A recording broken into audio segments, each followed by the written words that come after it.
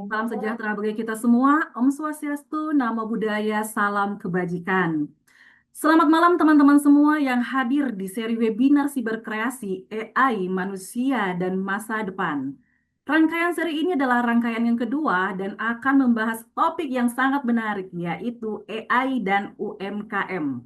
Perkenalkan, saya Rani Avandi dari komunitas Kumpulan Umat Blogger yang akan memandu acara ini selama 1,5 jam ke depan. Seri webinar Siberkreasi ini merupakan kerjasama dengan Kemenko PMK, BPSDM Komdigi, Ikatan Alumni Universitas Terbuka, dan Jejaring Literasi Digital. Sebelum memulai acara ini, saya ingin menyapa seluruh peserta yang sudah hadir malam hari ini. Ada 61 partisipan. Bisa say hi di kolom chat dengan menuliskan domisilinya dari mana saja ini, teman-teman. Ini udah ada dari Sukabumi. Dari Tuban. Ayo, yang lain dari mana aja nih teman-teman semuanya? Dari Rangkas Bitung, wah, sebelah Monas. Oke, Lombok, dari Pacitan, dari Ambon. Wah, Ambon udah 2 jam ini ya, maju ya.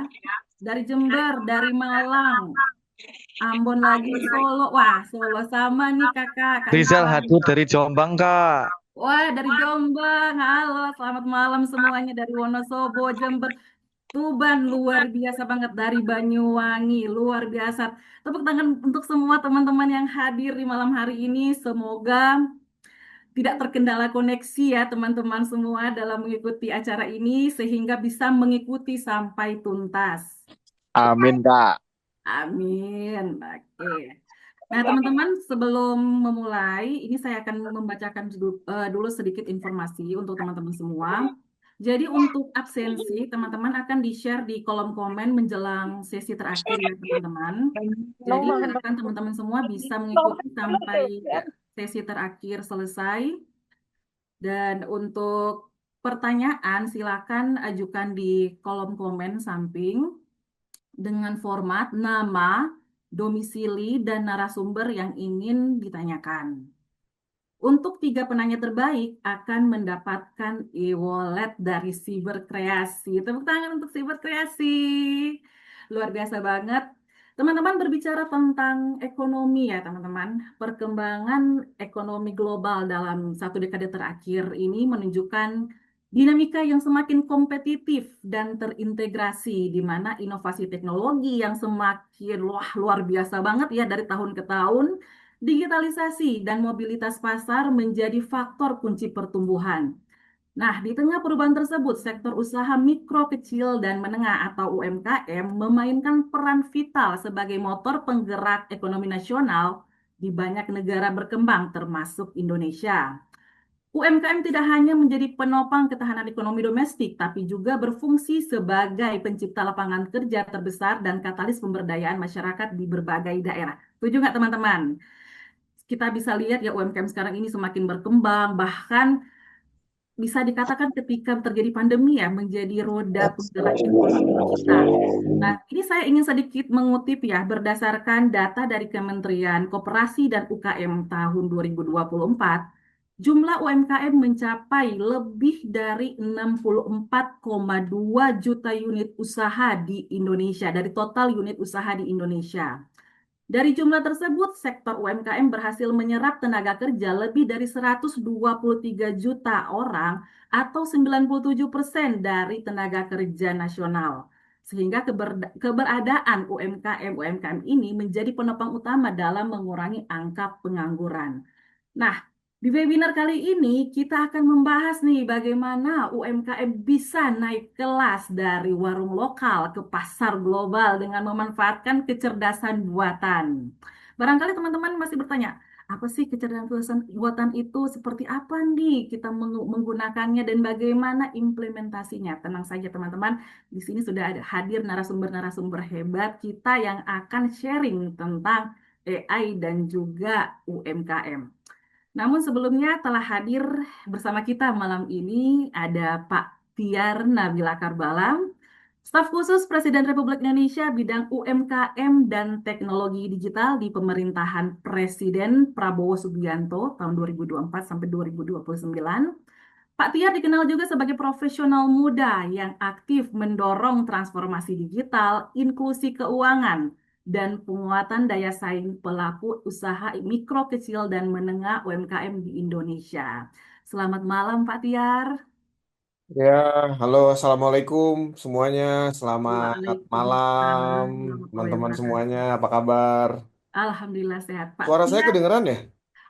Mantap, Pak. Mantap, Kedengaran. alhamdulillah. Oke. Oke, Oke, Pak Tiar, monggo silahkan untuk keynote speech-nya di malam hari ini. Dipersilahkan. oke, baik. Waktu menunjukkan ternyata tidak terasa ya. Ternyata sekarang udah jam 7 malam.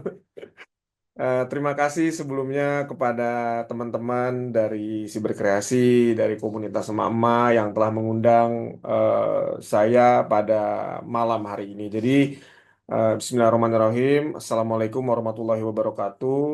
Selamat malam semuanya. Terima kasih atas kesempatan yang sangat menarik. Tentunya malam hari ini kita bisa langsung ngobrol sama teman-teman dari berbagai macam sektor, berbagai macam industri, dan kayaknya ini lumayan banyak mengcover kota-kota di luar Jakarta ya, Mbak ya. Gitu, ini saya sangat happy bisa ngobrol pada malam hari ini. Jadi, perkenalkan, nama saya Tiar Nabila Karbala, saya adalah staf khusus Presiden spesifik, jadi bidang UMKM dan teknologi digital gitu. Gimana kita tahu bahwa perkembangan digital ekonomi di Indonesia itu kan sangat-sangat pesat gitu ya, di mana apabila pengetahuan tentang digital itu tidak dikawal dengan literasi yang baik, tentunya akan menjadi sesuatu yang kurang baik gitu. Maka dari itu, saya ingin sedikit bercerita sebetulnya eh, sama teman-teman di sini bahwa dalam beberapa bulan terakhir kami dan tim staf khusus Presiden kami ini banyak melakukan kunjungan literasi keuangan dan kunjungan literasi digital ke beberapa daerah. Jadi dalam kurang lebih 6 bulan terakhir kami banyak berkunjung ke beberapa daerah, ada di Sumedang, Kuningan, Tasik, Bogor, Depok, Rawang, Jogja, Bali, bahkan tempat yang cukup jauh. Waktu itu kami juga sempat mengunjungi NTT. Pada saat itu spesifik di Kabupaten Alor. Dan di banyak tempat kami menemukan bahwa banyak sekali sebetulnya pelaku UMKM, teman-teman, para pengusaha UMKM yang sangat antusias dalam menghadapi tantangan nyata, terutama dalam mengadopsi teknologi gitu. Jadi banyak yang sangat ingin sekali belajar teknologi dengan berbagai macam keterbatasan ilmu dan keterbatasan biaya. Nah, seperti kita ketahui, tentunya UMKM itu bukan hanya bagian dari ekonomi kita, tapi UMKM adalah tulang punggung dari bangsa Indonesia. Tadi sudah disampaikan oleh MC bahwa jumlah UMKM kurang lebih ada 64 juta berdasarkan data terakhir, penyerapan tenaga kerja 97%. Tapi yang menarik sebetulnya adalah banyak UMKM itu yang ternyata adopsi digitalnya itu belum maksimal. Itu bahkan data dari Komdigi tahun 2023 ya, jadi memang sudah cukup lama datanya.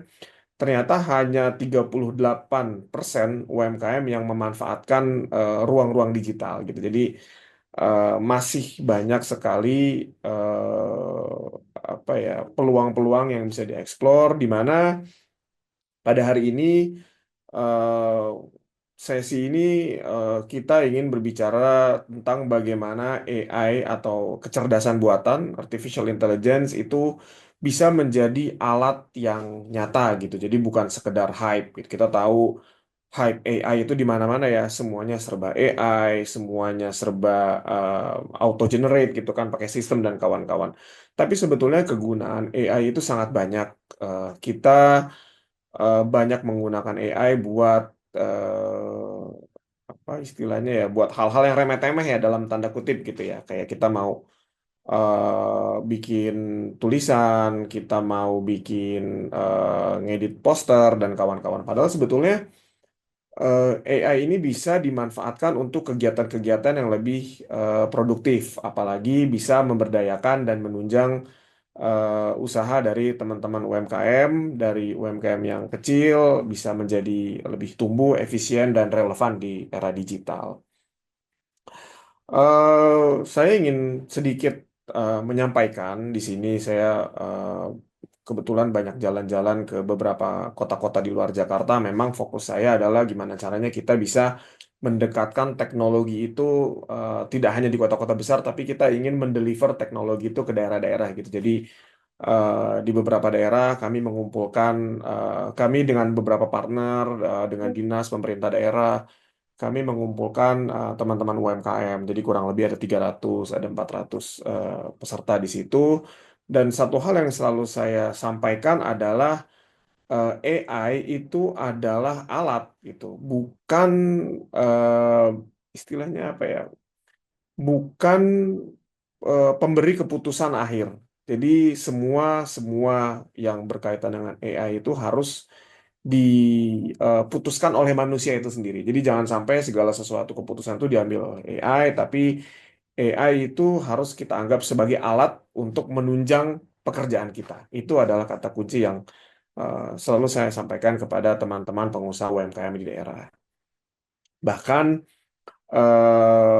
laporan yang saya baca dari ILO ya, International Labor Organization, Organisasi Labor Internasional, mengatakan bahwa AI itu dapat meningkatkan efisiensi operasional dan layanan untuk pelanggan. Jadi memang besar sekali eh, apa ya, potensi untuk dikembangkannya.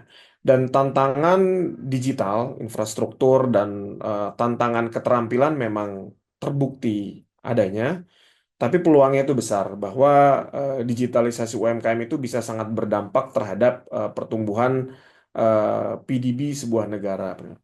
Jadi potensinya besar. Saya ingin sedikit cerita lagi, sekali lagi pengalaman di lapangan bahwa di beberapa daerah yang kami kunjungi, kami memperkenalkan AI secara sederhana gitu. Jadi kita ingin memperkenalkan penggunaan AI yang ringan untuk teman-teman. Contoh misalkan hal simple, hal simple pembuatan konten promosi seperti gambar produk. Itu yang pertama, gambar produk, packaging produk, atau teman-teman mungkin ada yang punya akun Instagram, saya yakin usahanya itu kalau Instagram itu kan foto ada caption di bawahnya gitu. Nah, caption atau tulisan-tulisan di bawahnya itu bisa di generate menggunakan AI dengan taste atau dengan appetite kita sendiri. Kita sukanya caption-caption yang lucu kah, caption-caption yang serius, caption-caption yang formal, yang informal. Nah, itu semua bisa dibantu dengan menggunakan AI gitu. Kalau dulu kan kita harus ibaratnya capek-capek mikir itu gimana cara bikin kalimat yang bagus. Atau foto produk yang tidak punya kemampuan fotografi harus hire orang yang pro atau harus belajar fotografi dulu. Nah, itu bisa digunakan secara gratis tentunya dengan tools atau alat-alat AI gitu. Nah, kembali lagi ke konteks gitu ya yang lebih serius. Menurut indeks literasi, saya mau bahas sedikit tentang indeks literasi digital dari Kominfo ya, berarti kan sebelumnya tahun 2023 bahwa tingkat literasi digital di kalangan UMKM itu kurang lebih sekitar 38% gitu. Jadi kami melihat bahwa literasi digital UMKM ini masih belum merata, tapi yang harus kita lakukan adalah kita harus menumbuhkan optimisme yang harus kita terus galakan gitu. Nah, teman-teman di sini, teman-teman dari Siberkreasi, salah satu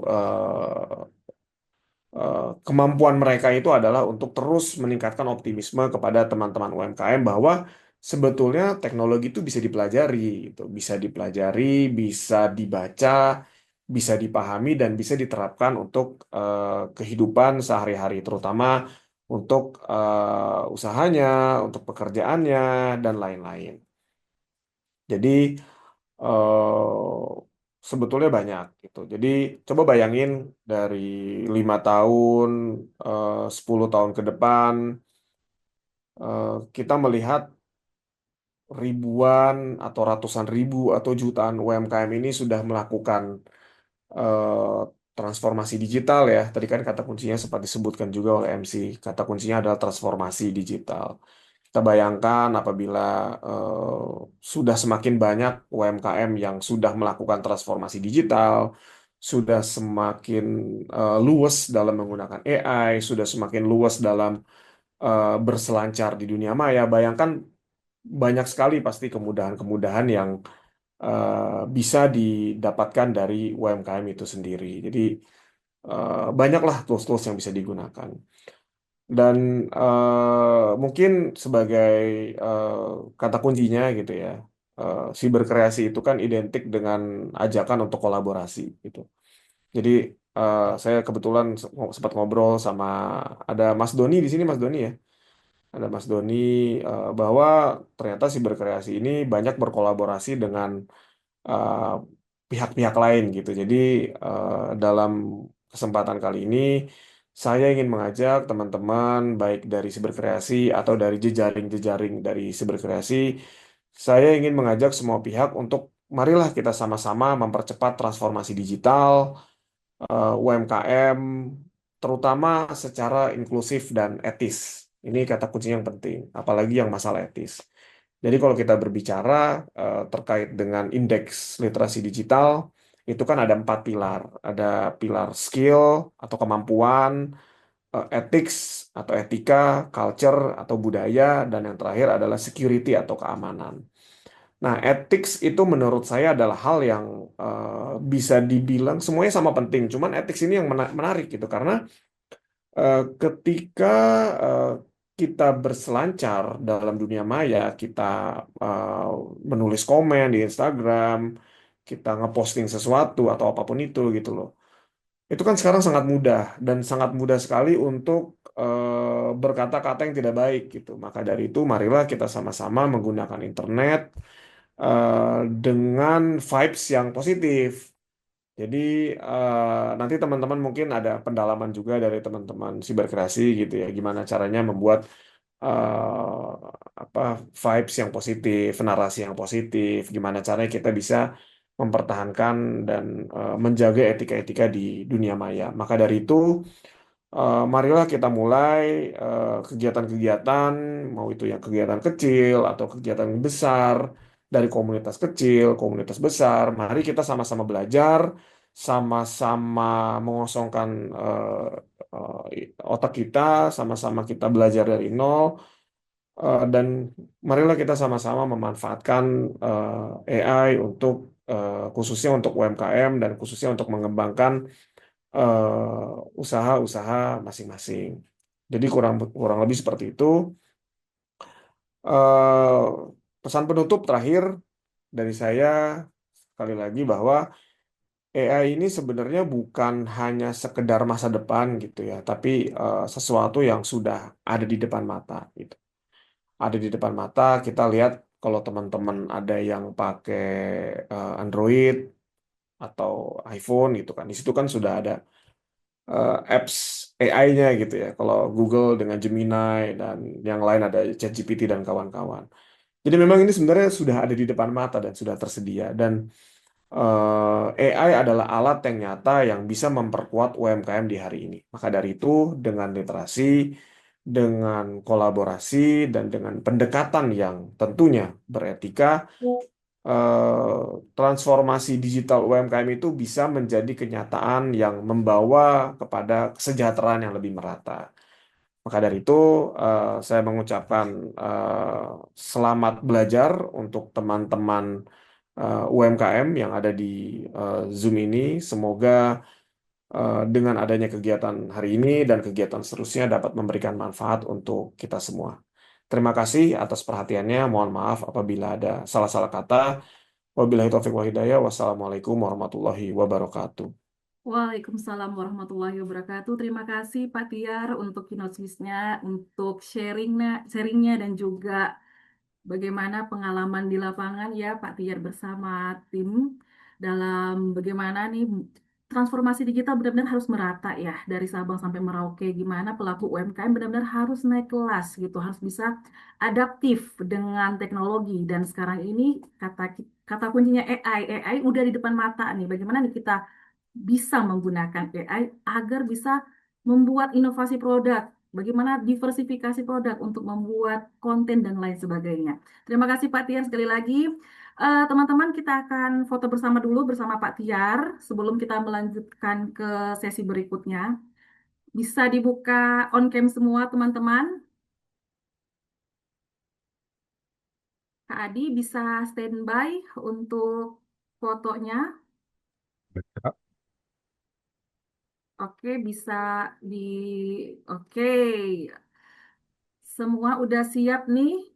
Mana nih Maran? Coba dicolek lagi teman-teman yang belum buka kameranya. Yuk, buka sebentar aja. Yuk, yuk kita buka kamera bentar aja. Kita foto bareng semua, teman-teman. Mungkin jauh genik, makin jauh makin cakep. Ah, Jadi takut nyalain kamera. Oke, oke, bentar. Satu, dua. Ini oke, masih ada yang belum. Yuk, teman-teman, kita open kamera dulu sebentar. Kita akan foto bersama. Yang nggak bisa, ya udah nggak apa-apa. Yang bisa saja. Oke, siap semua. Kak Adi, standby.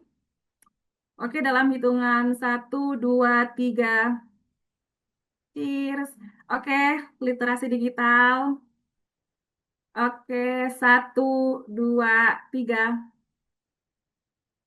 Oke, terima kasih teman-teman semua. Terima kasih Pak Tiar udah hadir di malam hari ini. Barangkali bisa stay ya Pak Tiar sampai akhir. Oke, berikutnya kita akan mendengarkan welcoming speech dari Ketua Siberkreasi Mas Doni Utoyo. Monggo Mas, dipersilakan. Ya, terima kasih Mbak Rani arahannya. Pak Tia, terima kasih setelah kita bertemu onsite.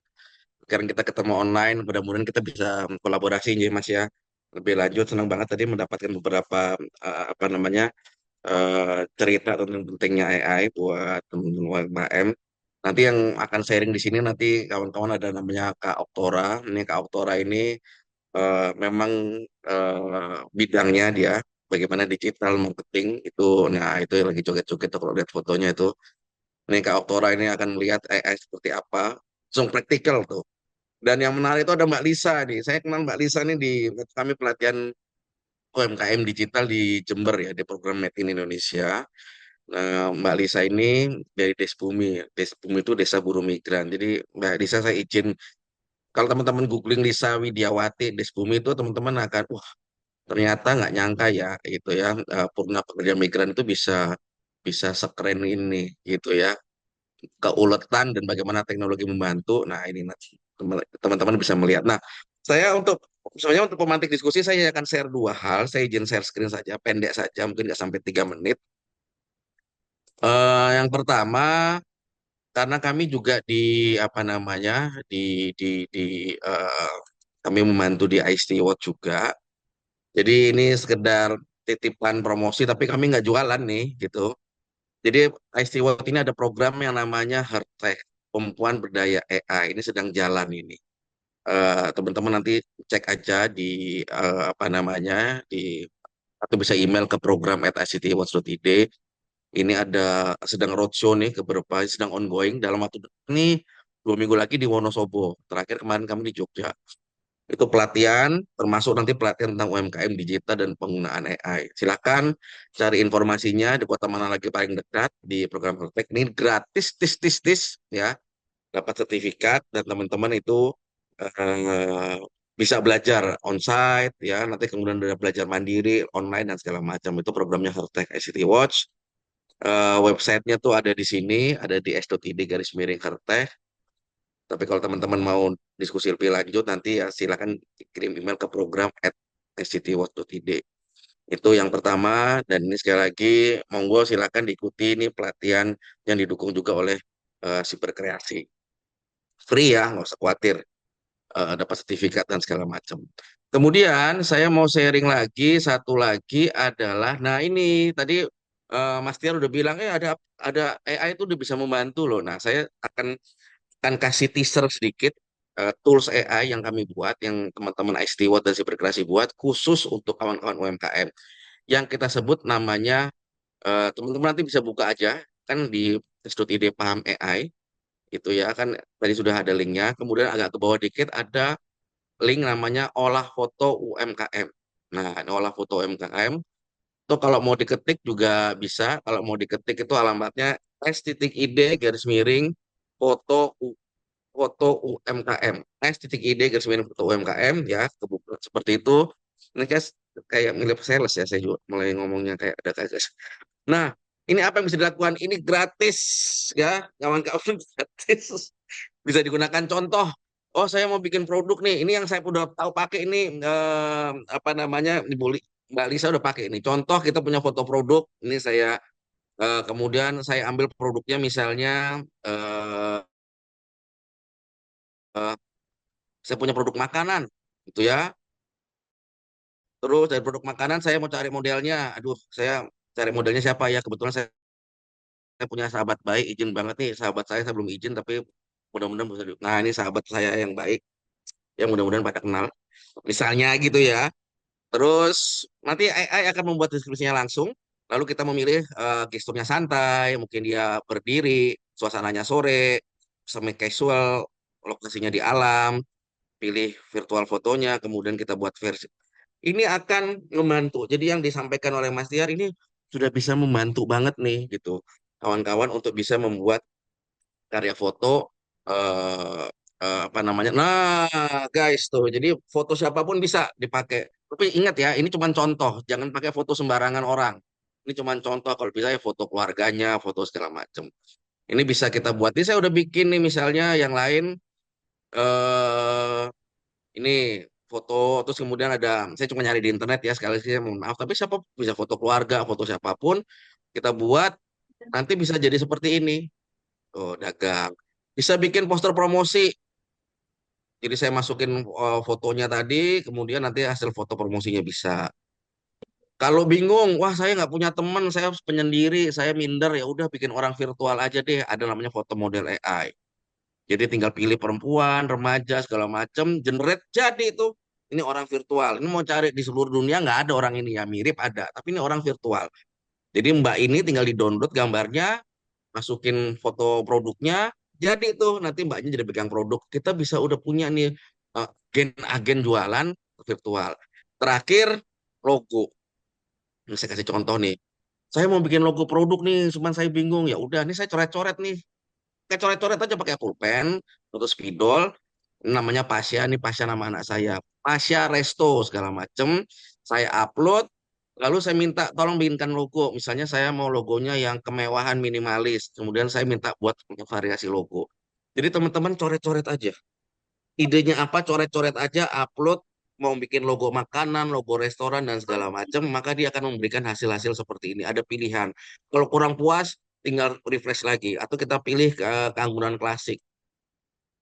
Jadi teman-teman mau bikin model megang foto, model yang megang produk, mau bikin poster promosi, mau pakaiannya diganti segala macam, silakan. Ini gratis persembahan dari Siberkreasi dan ICT Watch. Dan mudah-mudahan ini kemudian setelah apa? Nah, teknik-teknik jualan segala macam yang ngerti nanti adalah Kak Oktora dan Mbak Lisa. Gitu ya kawan-kawan ya, silakan dipakai. Sekali lagi alamatnya ada di s.id, garis miring, foto UMKM atau masuk saja dari Paham AI tadi s.id Paham AI. Lalu kemudian di bawahnya ada beberapa pilihan tools-tools AI yang bisa dipakai dan gratis ya gratis. Kemudian kalau nanti kawan-kawan mau ikut training-training pelatihan-pelatihan yang kami sedang keliling ICT Watt dan didukung Siberkreasi adalah ada program Hertek, silakan cari di s.id Hertek atau kirim email ke program@ictwatt.id. Kira-kira begitu, mudah-mudahan bermanfaat dan saya tidak akan berpanjang-panjang. Mari kita dengarkan diskusi yang lebih menarik dari Kak Oktora dan Mbak Lisa. Matur suwun, terima kasih. Terima kasih Mas Doni, luar biasa banget. Saya mau tepuk tangan mewakili teman-teman. Ini luar biasa banget ya teman-teman. Ini sangat-sangat bermanfaat bagi pelaku UMKM yang tidak memiliki keahlian fotografi dan juga bingung mau desain kayak gimana, daripada kita mengambil foto di Google yang pastinya memiliki yang punyanya ada gitu, dan nanti kita akan terkena eh, etika digitalnya, kena gitu mengambil foto dengan sembarang gitu. Nah, bisa nih gunakan di s.id/paham AI. Luar biasa banget. Salut untuk ICT Watch dan juga Cyberkreasi. Sedikit nambah juga, Mas Doni, jangan lupa follow akun Instagram Cyberkreasi untuk mendapatkan informasi-informasi menarik seputar literasi digital tentunya. Oke, udah nggak sabar mengikuti, ingin mendengar paparan dari para narasumber hebat di malam hari ini. Yuk kita mulai dari narasumber pertama, yaitu Mbak Lisa Widiawati dari UMKM Desbumi, yang akan sharing tentang perkembangan UMKM dan bagaimana pengalaman langsung beliau membuat UMKM kecil dalam menggunakan AI, dampak nyata dan juga kebutuhan praktisnya seperti apa. Mbak Lisa, halo, selamat malam. Selamat malam, Mbak. Oke, udah siap? Apakah suara saya terdengar jelas, Mbak? Oke, mantap, terdengar sangat jelas. Oke, udah siap Mbak Ya, Lisa. Kak Adi bisa ya. ready untuk ini ya, untuk paparan materinya. Oke, Mbak Lisa dipersilakan. Baik, perkenalkan saya Lisa Widiawati. Saya seorang ibu rumah tangga. Saya juga seorang purna pekerja migran, sekaligus founder Gria Ecoprint. Baik, slide berikutnya.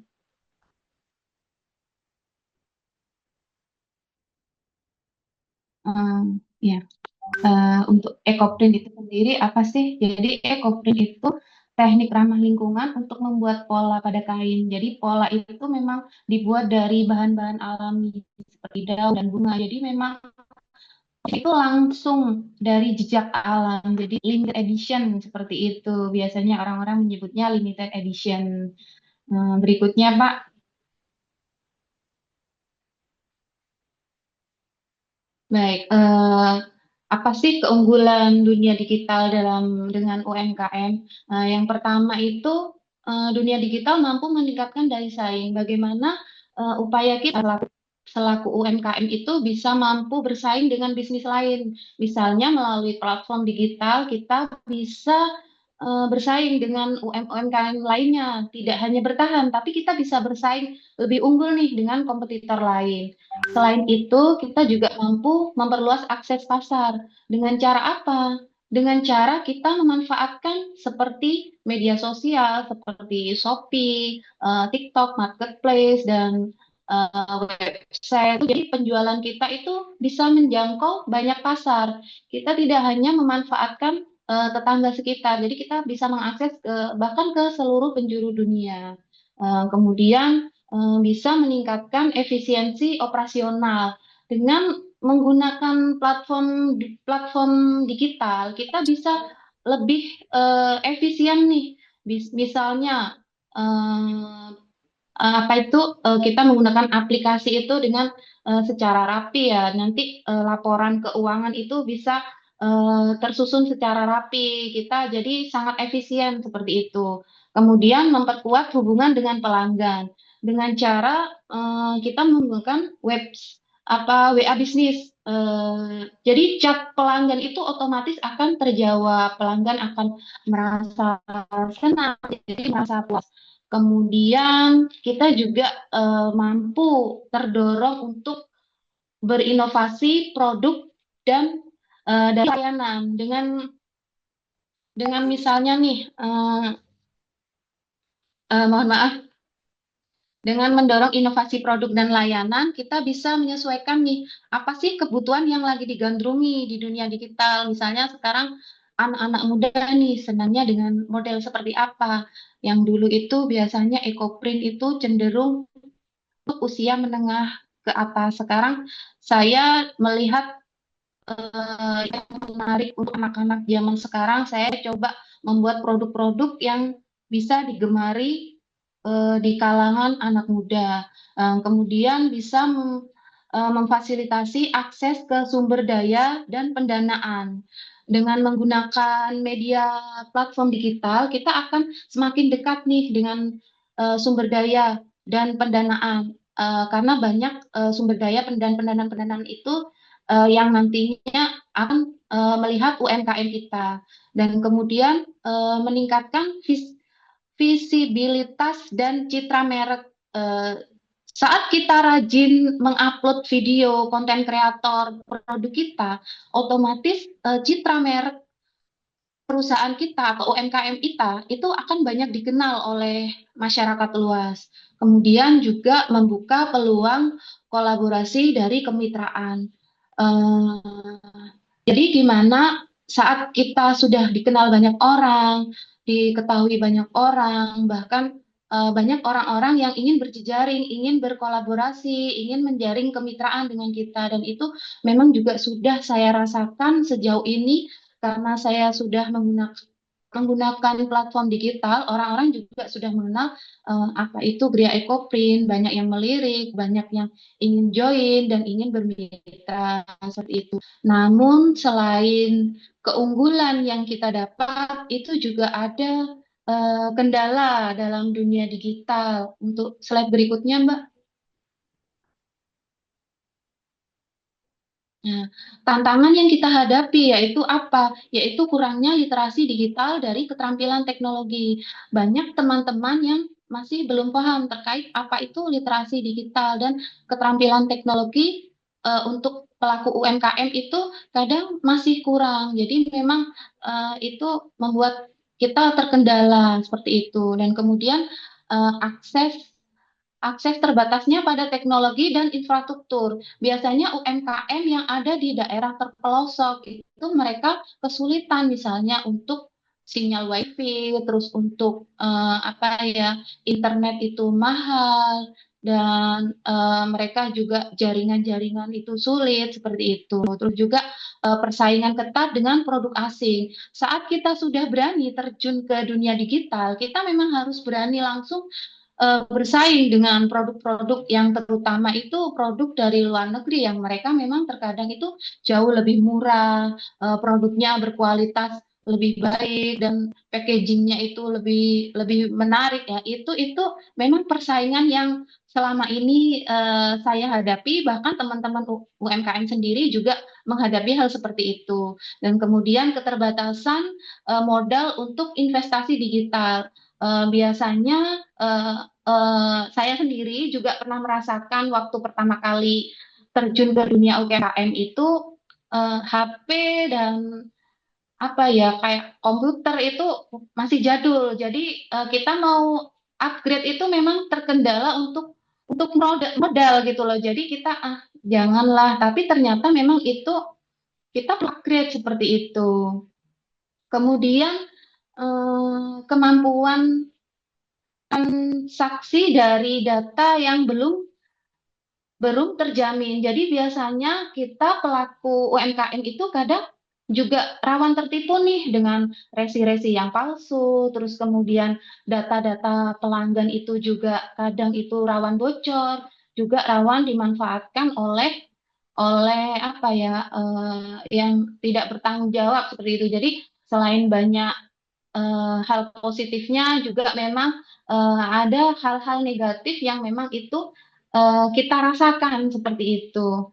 Baik, itu saja dari saya.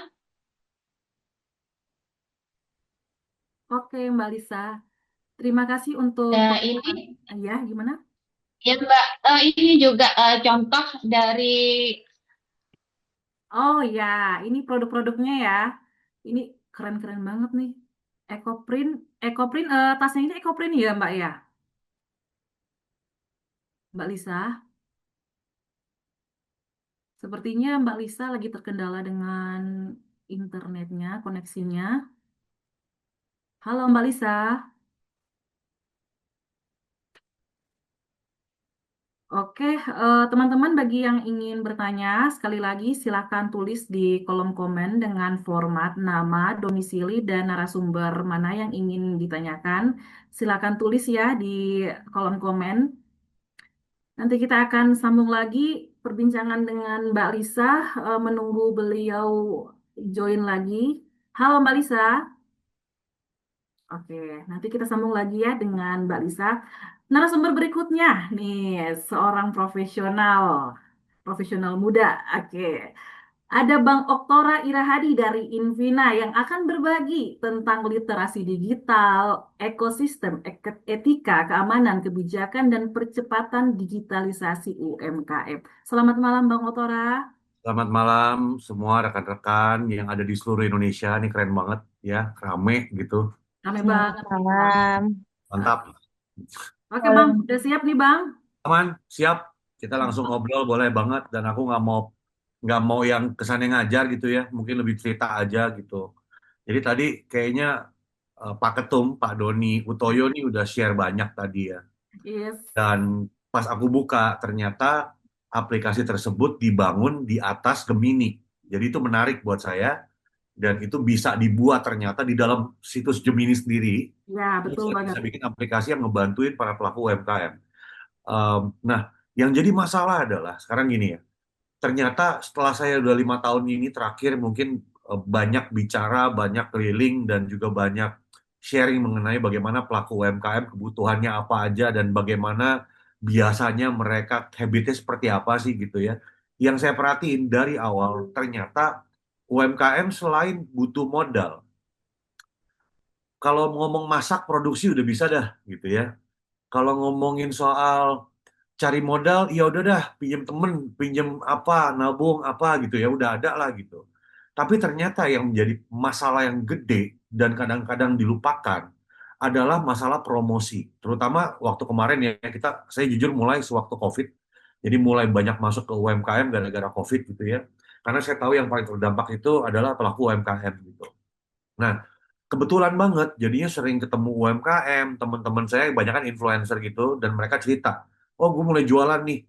Dan kita lihat mereka tuh kayak jualannya gampang banget ya, gitu. Kita melihat teman-teman yang influencer yang udah punya masa gitu ya, yang udah punya kolamnya, itu jualan gampang banget. Nah, banyak dari kita, kalau kita bicara soal tiba-tiba saya kepepet, saya mau jualan baju gitu ya, misalkan, ada yang dilupakan adalah membangun kolam itu tersendiri. Jadi kita bisa bikin eh, gambar produk dengan mudah. Tadi apalagi dikasih dari Mas Doni gitu ya, udah ketahuan tinggal taruh fotonya dan segala macam, foto produknya. Nanti tinggal kasih prompt. Nah, ini nanti kita ngomong soal prompt ya. Nah, kasih prompt, terus udah ngepostnya di sosial media. Tapi di sosmed kagak ada yang nonton, kagak ada yang baca. Cuma teman-teman sama keluarga doang. Komen, terus udah hilang gitu.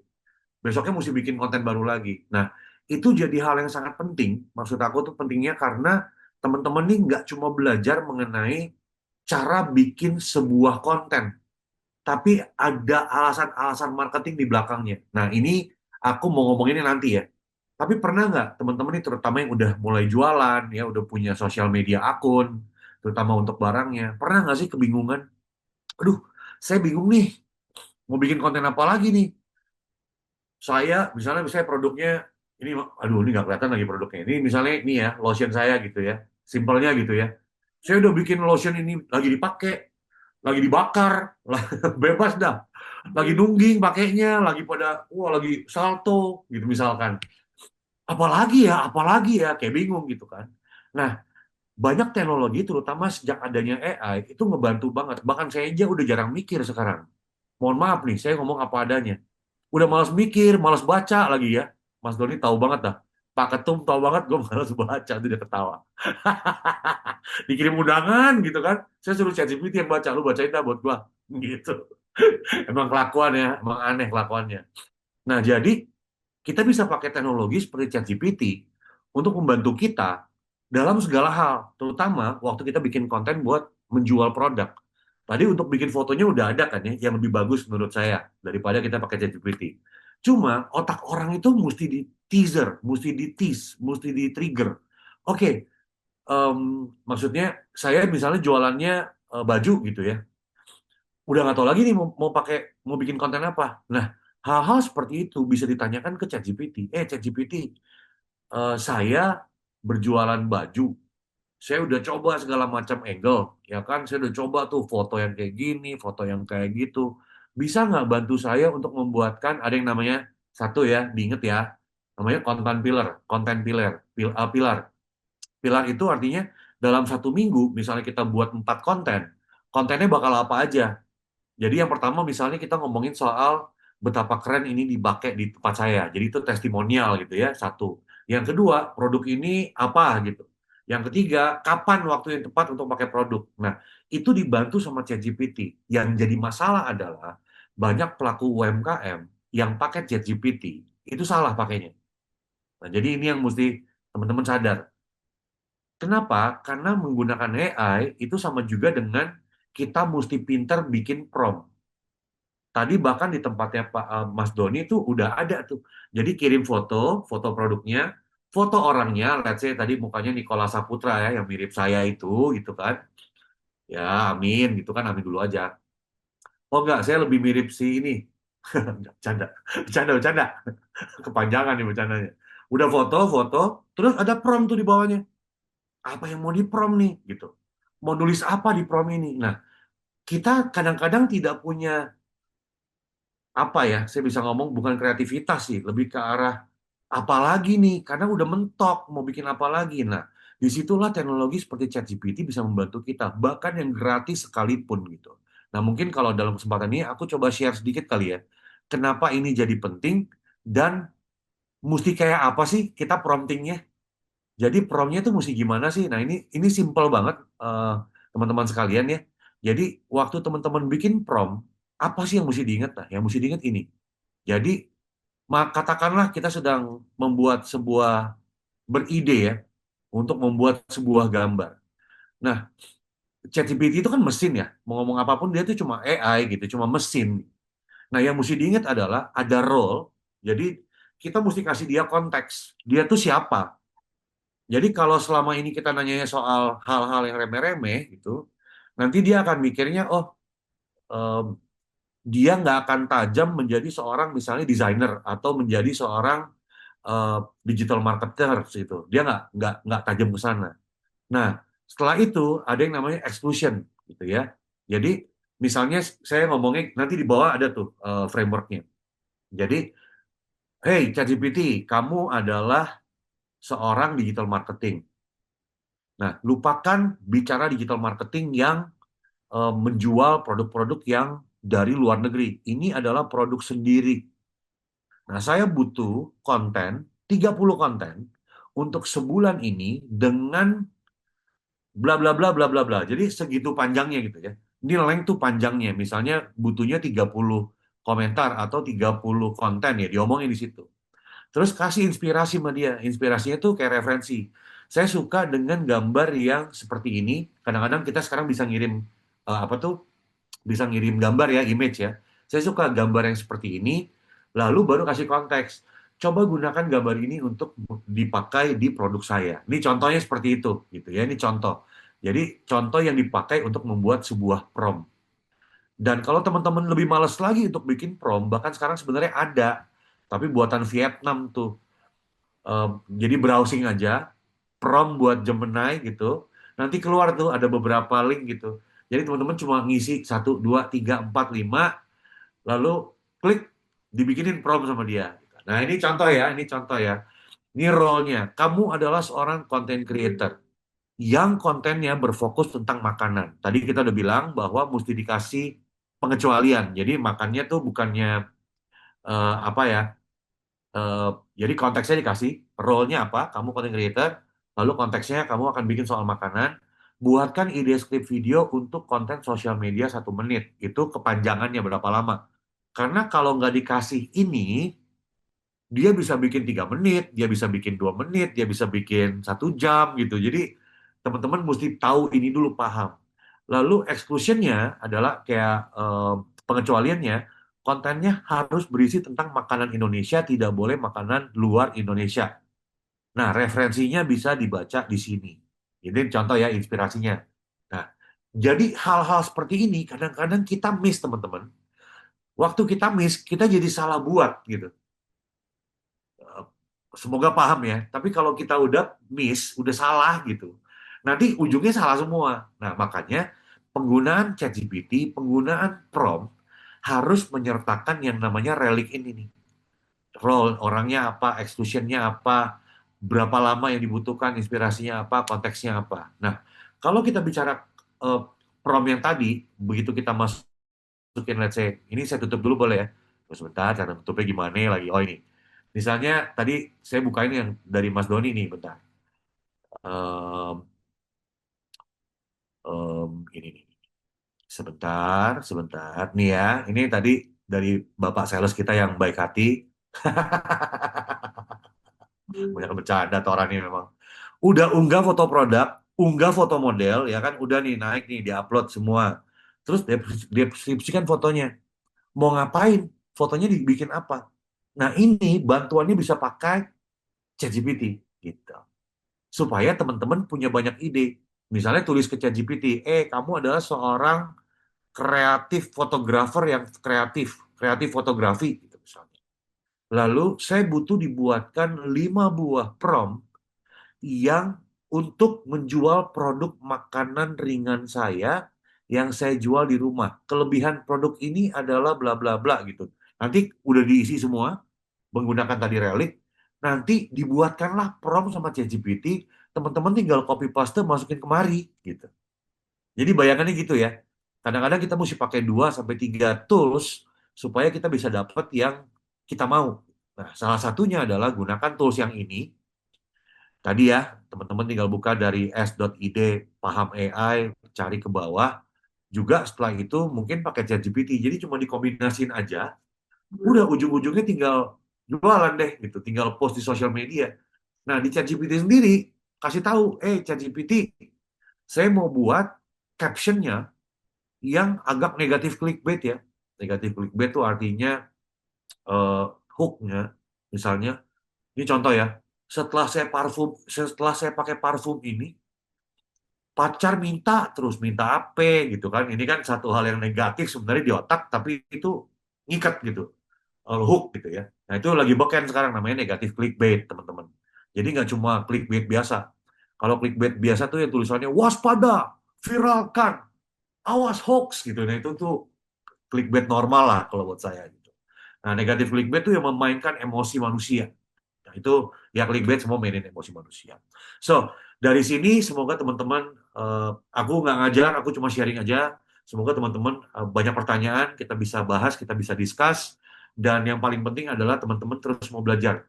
Ya, karena AI ini bukan barang baru sebenarnya, tapi AI ini sungguh amat sangat bisa membantu hidup kita. Jadi bayangannya seperti itu ya. Mau dipakai yang nakal-nakal juga bisa sebenarnya gitu. Tapi kenapa nggak kita pakai yang baik-baik aja? Ya, kita lanjut aja. Saya kembalikan ke Mbak Rani. Mbak Ran, thank you.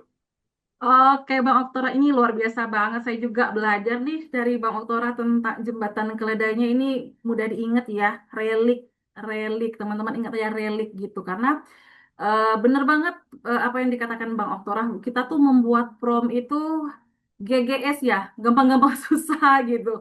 Karena kalau salah prom gitu malah munculnya iya lain gitu kan teman-teman. Jadi ini daging banget materi dari Bang Oktora gimana menggunakan satu AI dulu ya Bang Oktora. Ini baru satu AI loh dibahas oleh Bang Oktora, ChatGPT, belum AI lain nih yang akan dibahas oleh Bang Oktora. Itu barangkali ada di sesi lain ya Pak Ketum, Pak Doni, Mas Doni ya. Kita akan membahas penggunaan AI lainnya untuk para pelaku UMKM.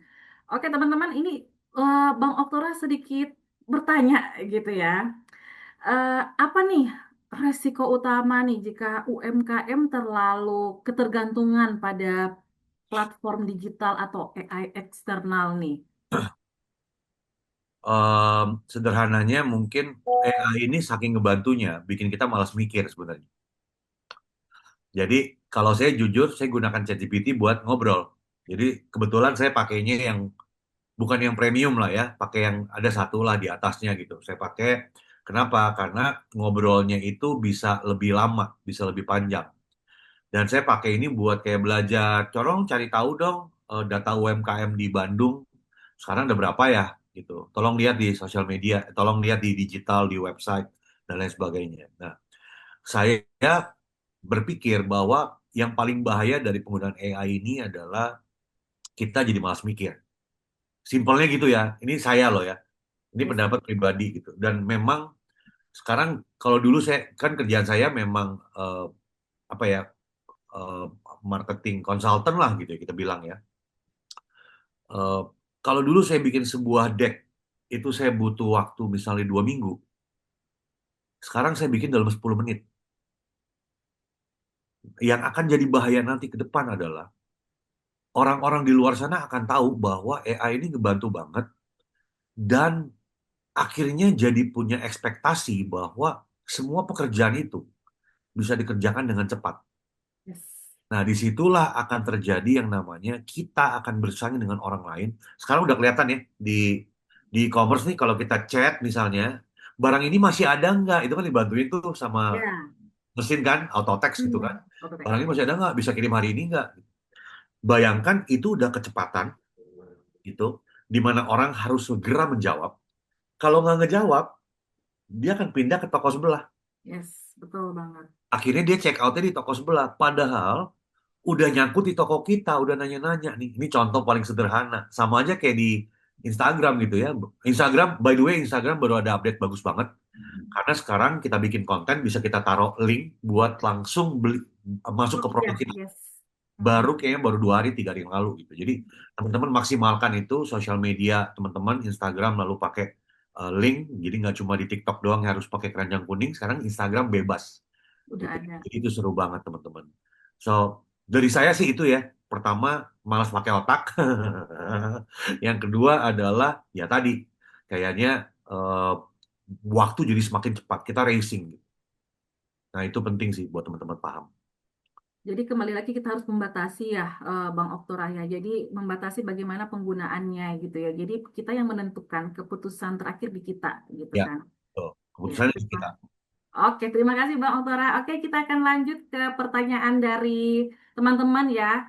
Yang pertama dari Rahajeng untuk Mbak Lisa Widiawati. Izin bertanya, saya Rahajeng mau bertanya kepada Mbak Lisa, ketika sebagian algoritma AI cenderung menguntungkan brand besar yang punya banyak data, bagaimana Mbak melihat peluang UMKM seperti usaha Mbak untuk tetap tampil di platform digital dan tidak tenggelam hanya karena keterbatasan? Dari pengalaman Mbak, bagaimana kondisi di lingkungan UMKM sekitar Mbak Lisa yang mempengaruhi kesiapan bisnis dalam menerima teknologi baru seperti AI? Dan apakah menurut Mbak ada potensi terjadinya kesenjangan antara UMKM yang adaptif dan yang tertinggal? Mbak Lisa? Mbak Lisa tadi kayaknya udah join. Baik, iya Mbak. Nah, oke. Mohon maaf, tadi kekental. Iya, jadi memang tidak semua UMKM itu bisa menerima ya. Jadi karena UMKM yang tidak bisa adaptif itu memang pasti mereka akan merasa tertinggal. Namun dari pengalaman saya kan tergabung dalam Ekoprint Jember, Mbak. Jadi di situ memang ada teman-teman yang memang mereka itu pasrah, tidak mau mengikuti perkembangan zaman. Jadi kami yang merangkul, kami yang bisa menggunakan platform digital kan, jadi mereka itu ada di belakang layar Mbak, istilahnya mereka yang kita yang membranding. Jadi mereka nitip gitu loh Mbak. Jadi kita yang membantu menjualkan. Jadi saat kita nanti misalnya kita ada kekurangan stok barang itu mereka bisa kami bantu Mbak. Jadi sama-sama menguntungkan gitu Mbak. Karena memang sekali lagi kan untuk menuju ke digital itu perlu biaya upgrade HP itu. Itu yang membuat teman-teman yang memang memilih untuk kita sementara memang nggak bisa seperti itu mengikuti itu. Jadi kami yang bisa membantu teman-teman itu kami Mbak gitu. Oke, Kemudian oke ya. ya iya Mbak. Oke, untuk pertanyaan yang satunya saya ulang lagi ya Mbak ya. Barangkali karena kepanjangan ya pertanyaannya ya. Ketika sebagian Mbak. algoritma AI cenderung menguntungkan brand besar yang punya banyak data, bagaimana Mbak melihat peluang UMKM seperti usaha Mbak Lisa untuk tetap tampil di platform digital dan tidak tenggelam hanya karena keterbatasan? Jadi kalau pengalaman pribadi saya itu kita jangan jangan kepancing ya, jangan kepancing dengan memang besar itu pasti modal besar beda dengan UMKM ya Mbak. Jadi kita ayo gencar bikin video, bikin konten agar kita itu tidak tertindih, walaupun toh kita tidak akan bisa naik spesifik seperti brand-brand besar yang memang mereka sudah menyiapkan untuk nanti untuk biaya promosi berapa. Beda dengan UMKM Mbak yang memang mereka itu cenderung kan kayak modalnya nggak begitu besar. Jadi jangan putus asa, jangan menyerah. Jadi kita tetap tetap ayo tetap rajin upload foto, video itu sih. Terus untuk medsosnya itu untuk misalnya cap pelanggan itu kita jangan sampai mengecewakan pelanggan. Jadi akan itu platform-platform yang murah seperti kayak WhatsApp bisnis yang bisa membalas apa ya pesan dari pelanggan itu secara cepat seperti itu Mbak. Itu sih kalau pengalaman pribadi saya selama ini Mbak. Oke, terima kasih Mbak Lisa. Berarti tetap harus adaptif dan juga terus ya membuat konten ya. Jangan pernah lelah membuat konten Ya memang walaupun seperti itu. yes. Beda barangnya sama di Indonesia. Kenapa beda? Karena misalnya di Korea, itu ada bahan-bahan yang tidak boleh digunakan di sana. Ngerti bayangannya ya? Jadi, maka dari itu, sewaktu kita ekspor, itu tuh banyak banget yang mesti di checkpoint, yang dilihat gitu. Terutama misalnya aturan di sananya seperti apa. Itu penting kan, aturan di sana seperti apa. Lalu kalau di sana itu aturan udah jelas, aturan di Indonesia seperti apa. Nah, sekarang kalau kita ngomong ekspor, kalau nggak salah kita pergi ke Kemendak. Kemendak itu kantornya di Gatot Subroto. Di Kemendak itu sendiri ada sebuah anjungan, jadi ada satu ruangan gede lah gitu. Ini kita ngomong ekspor ya, aku nggak mau ngomongin temen. Jadi ini mengkerucut ke ekspor dulu. Berarti sang penanya tadi Mbak siapa tadi yang nanya? Mbak Inayah. Inaya, udah niatnya ekspor ya. Berarti waktu kita udah ngomong niat ekspor, secara produk udah mesti bagus, packaging udah oke, semuanya udah oke gitu ya. Nah, waktu kita udah berani ke sana, berarti kita udah siap dengan quantity, dengan pembelian yang besar. Nah, Mbak Inaya mesti datang ke anjungan tersebut. Tanya sampai jungkir balik. Kebetulan aku kenal baik dirijennya. Tanya sampai selesai. Butuhnya apa aja, catat semua. Kenapa? Karena memang di Indonesia sendiri pun, sewaktu kita mau ngirim barang, ada yang namanya kuota, satu itu.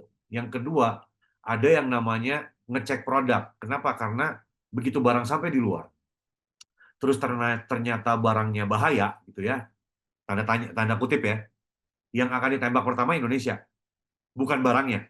Ingat tuh, ini kita ngomong komunikasi nih, terlalu jauh nih kayaknya.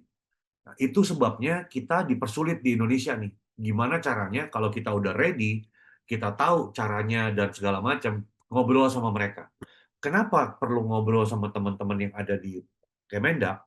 Nanti mereka yang akan ngajarin, bahkan ada fast track-nya, ada kayak ada programnya gitu. Jadi dimasukin dalam program-program dan ujung-ujungnya bisa aja barang kita dibawa ke anjungan Indonesia nih yang ada di Osaka hari ini gitu ya, kalau nggak salah gitu.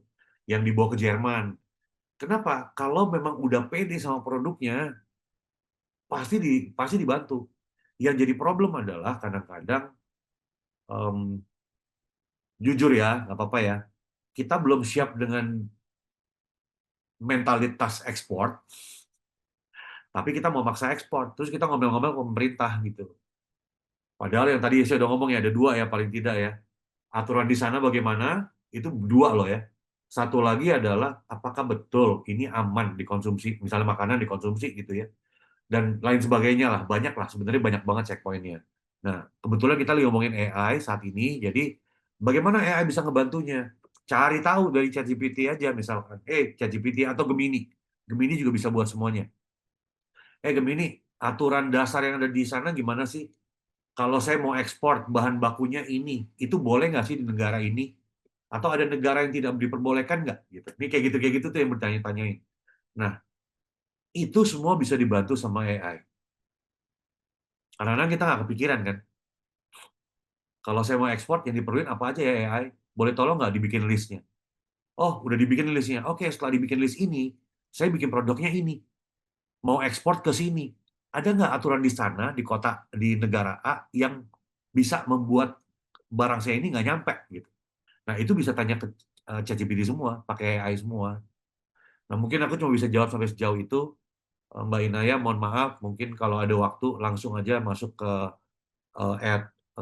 @Oktora Irahadi ya, kita ngobrol-ngobrol.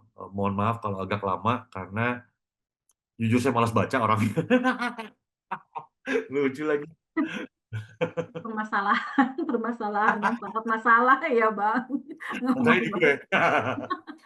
Oke, jadi benar-benar ketika UMKM memutuskan untuk melakukan ekspor, benar-benar harus dipikirkan sangat-sangat matang ya. Jadi dari segi produk, bagaimana segala macamnya, dan juga yang penting adalah aturan yang kita harus pahami ya teman-teman. Aturan di negara yang akan kita tuju untuk kita ekspor. Jangan sampai kita udah membuat produk sebaik mungkin, tapi nggak bisa gitu nyampe di sana gitu kan. Oke, satu lagi pertanyaannya ya, Mbak Lisa dan Bang Oktora dari Abdul Rohim. Ini untuk kedua ya, Ya. dua narasumber. Abdul Rohim dari Rangkas Bitung.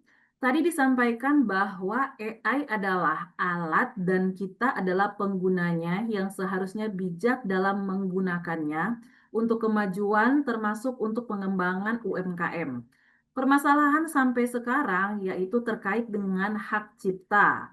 Pertanyaannya yang pertama, bagaimana kita memastikan bahwa penggunaan AI itu tidak bermasalah dengan hak cipta?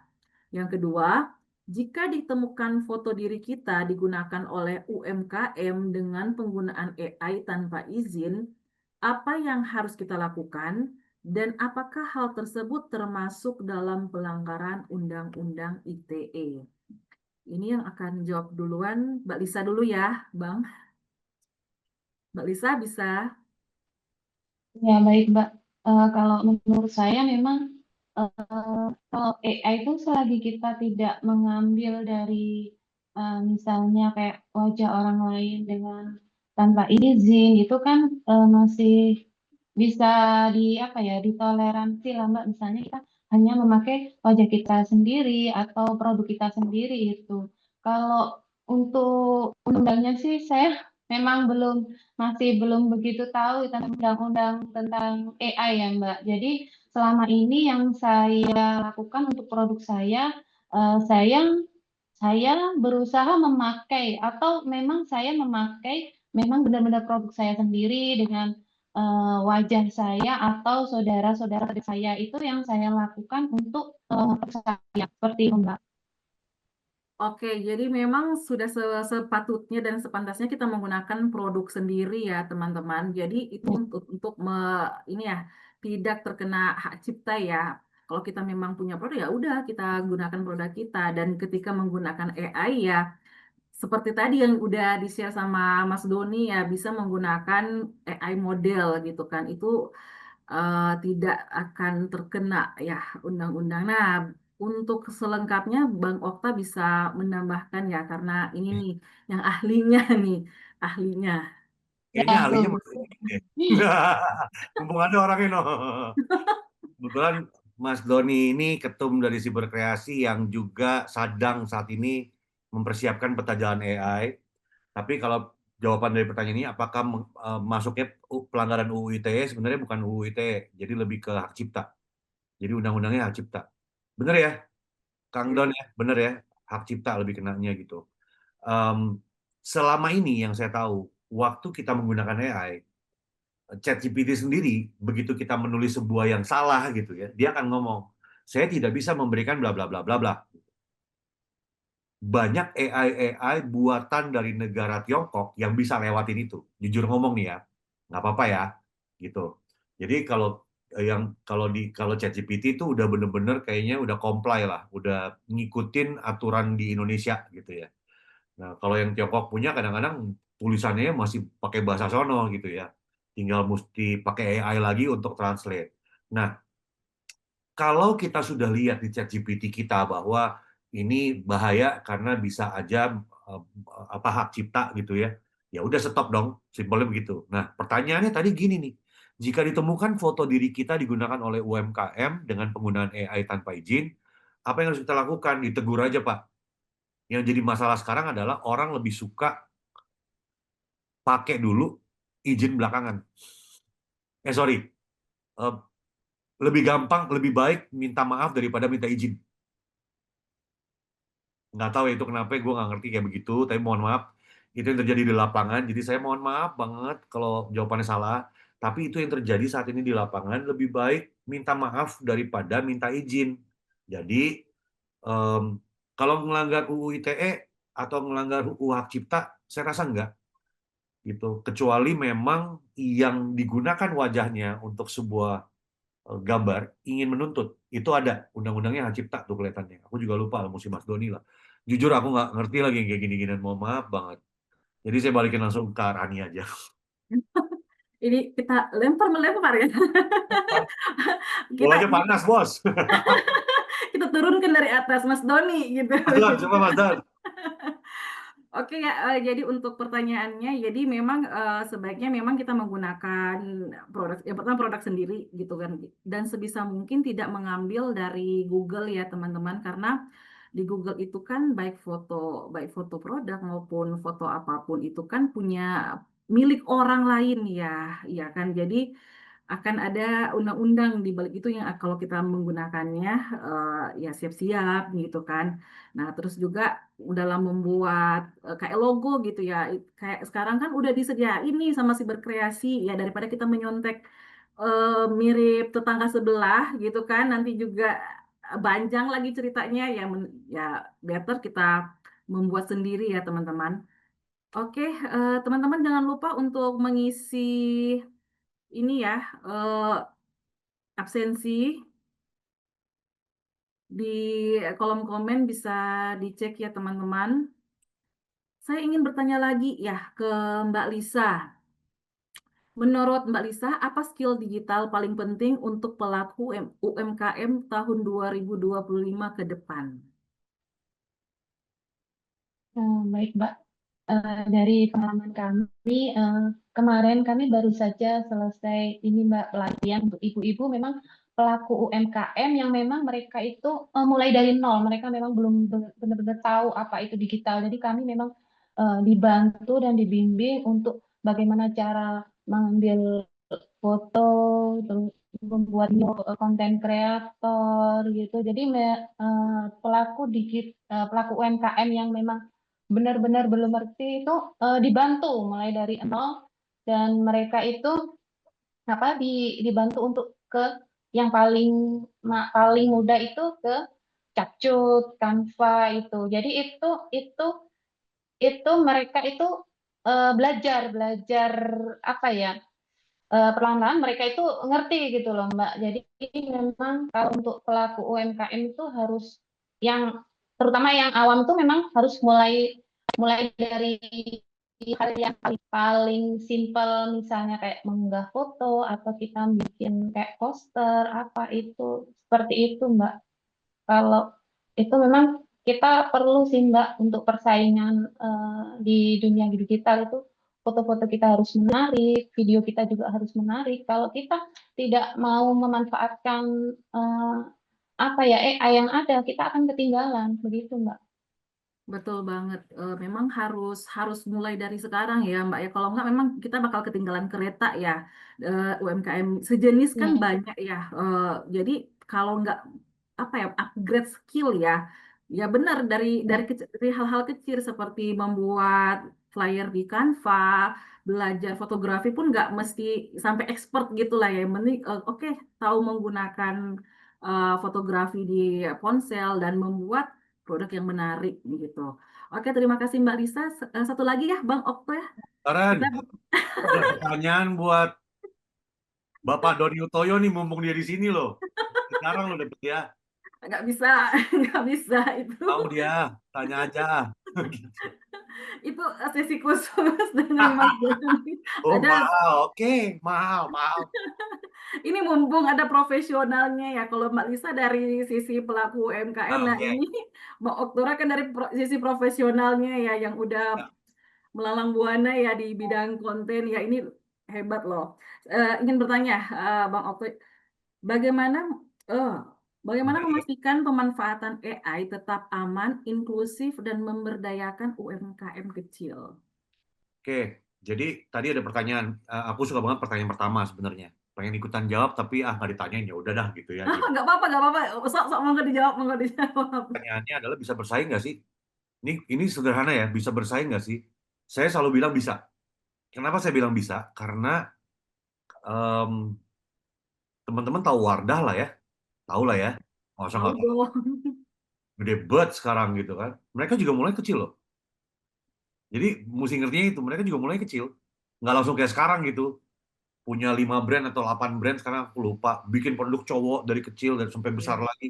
Begitu terus gitu. Kenapa? Karena mulainya dari kecil dan berani bersaing dengan yang ada. Nah, terutama sekarang di zaman-zaman AI ini, zaman AI, digital yang makin canggih ini, teman-teman mesti sadar bahwa kita punya kesempatan yang sama untuk bersaing. Ceritanya gitulah ya. Kita punya kesempatan bersama untuk bersaing. Yang jadi problem adalah teman-teman UMKM ini nggak tahu mesti seperti apa. Nah, kalau kita bicaranya sosial media aja, sederhananya ya, kita bicara sosial media aja. Sosial media itu currency-nya adalah engagement. Engagement itu artinya like, komen, orang nonton lebih lama, sebuah Ya. video, dan lain sebagainya. Kalau teman-teman bisa manfaatkan konten teman-teman, benar-benar engage, benar-benar bikin orang tuh penasaran, bikin orang komen, like, share, dan lain sebagainya. Konten itu akan disebar ke banyak orang yang membuat teman-teman bisa terus berjualan.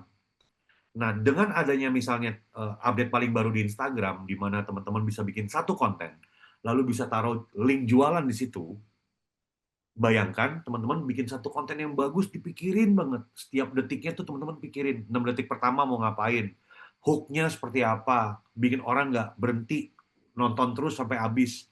Lalu orang engage, akhirnya walaupun teman-teman followernya cuma 500 misalkan gitu ya, view-nya bisa 2 juta. Teman saya ada namanya Ibob Tarigan, eh, followernya 82.000, which is gede, 82.000. Tapi kan biasa orang ngepost sebuah konten 82.000 follower itu, paling yang akan komen di tempat dia cuma reach-nya itu cuma 20% maksimal. Artinya 80.000 kali 20% itu 16.000 yang akan lihat konten dia. Dan kemungkinan untuk orang like konten dia mungkin cuma 10%-nya dari 16.000 tadi, yaitu 1.600 gitu. Ada satu konten dia yang ditonton sama 38 juta orang. Artinya gini, saya cerita itu karena artinya gini. Konten kita kalau benar-benar berhasil, itu akan sampai kemana-mana dan bisa ditonton lebih daripada jumlah follower kita sendiri. Ceritanya begitu ya. Nah sekarang diberikan kesempatan sama Instagram untuk masukin link produk yang lo mau jual. Saya suka konten, ya, jujur nih, tadi ada Pak Tiar nih. Pak Tiar itu salah satu yang petingginya di Prima Jasa. Jadi kalau teman-teman pernah suka sosial media, coba buka deh Prima Jasa. Kalau nggak salah ID, Prima Jasa tuh itu loh, bus. Bes, ya. Kontennya itu aneh-aneh banget, yang nggak nyambung, tapi view-nya segede-gede gaban. Coba buka deh Prima Jasa. Dan saya ngomong ini karena eh, jelas mereka tahu bahwa sebenarnya bukan cakep-cakepan gambarnya, tapi berapa lama lu bisa nahan orang di konten lu. Ceritanya gitu. Nah, sekarang kita kembaliin ke pelaku UMKM. Nggak perlu punya follower 2 juta, cukup 500 aja, mungkin konten kamu bisa ditonton 10.000 orang.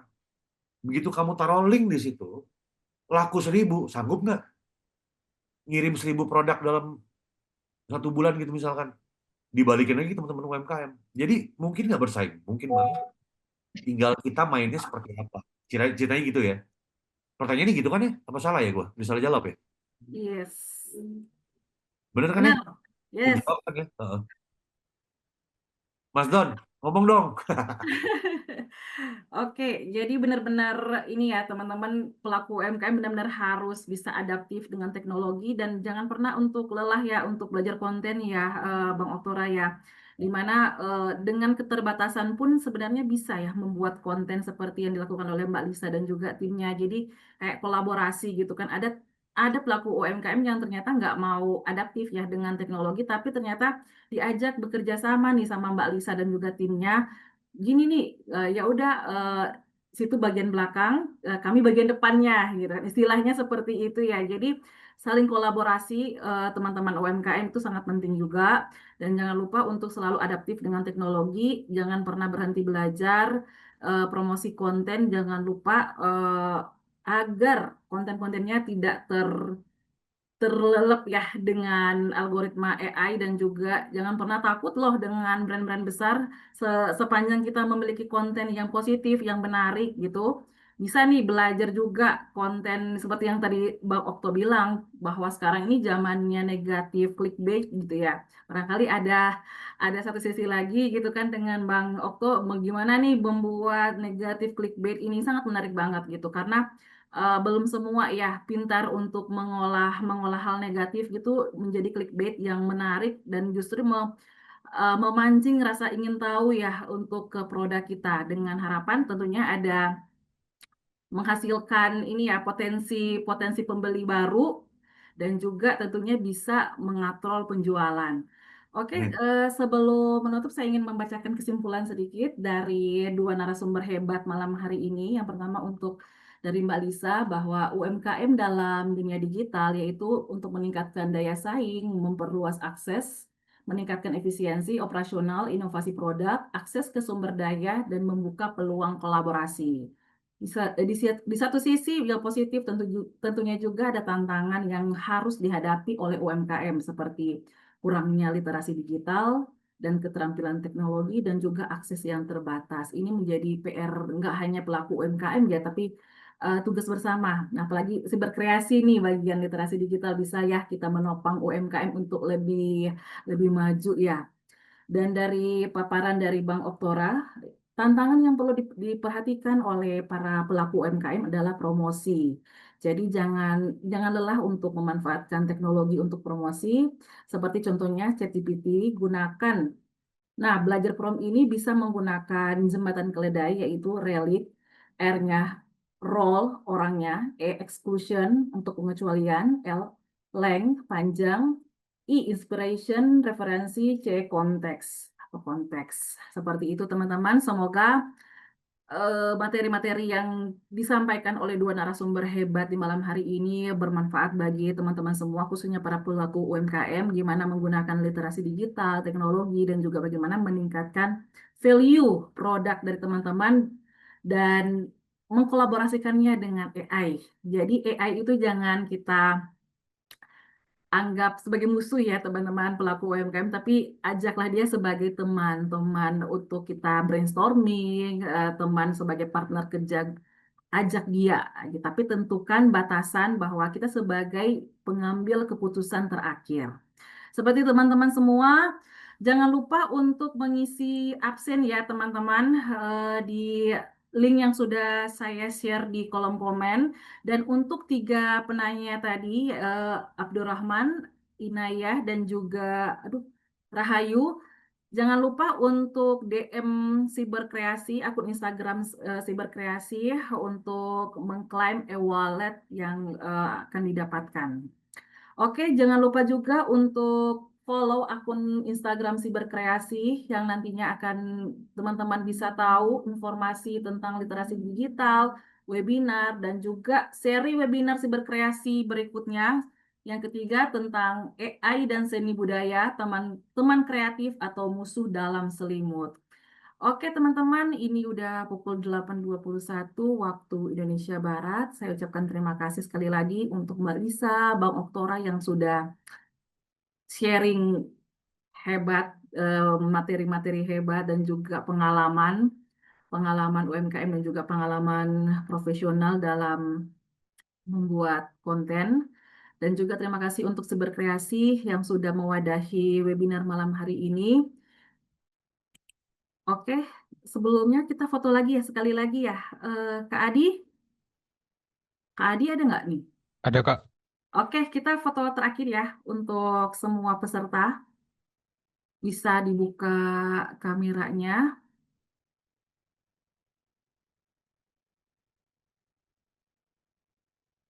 Bisa, ini Kak Adi di remove dulu spotlight-nya.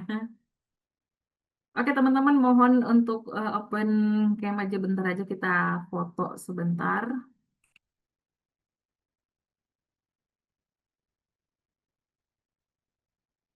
Sebentar, ini operator, kita tunggu operator untuk... Oke, sebentar. Nggak bisa dibuka. Oke, linknya yang di share, ini ya oleh Mas Doni dan juga saya di atas tuh link absensinya, dan juga nanti akan mendapatkan sertifikat. Kak Adi bisa untuk ini, Kak Adi dibikin di remove dulu spotlightnya biar kita bisa foto bareng. Eh, Mohon maaf Kak, saya sudah bukan host. Oh, Mas Doni, mohon bantuannya. Oke, jadi oke, Sudah diri. oke, jadi Mas Doni yang akan kok bingung. Mas Adi bisa bantu untuk ini ya, foto ya. Baik Kak. Oke, kita mulai 1, 2, 3. Oke, kita literasi L1, 2, 3. Oke, terima kasih semua. Terima kasih teman-teman yang sudah meluangkan waktunya di malam hari ini bersama kami 1,5 jam, hampir 2 jam ya teman-teman, kita di ruang digital ini. Terima kasih. Jangan lupa untuk mengikuti seri webinar berikutnya minggu depan hari Rabu pukulnya 18.45, jamnya sama juga. Jangan sampai kelewatan, untuk linknya masih sama juga. Oke, terima kasih. Saya Rania Fandi, pamit undur diri. See you. Wassalamualaikum warahmatullahi wabarakatuh. Selamat malam.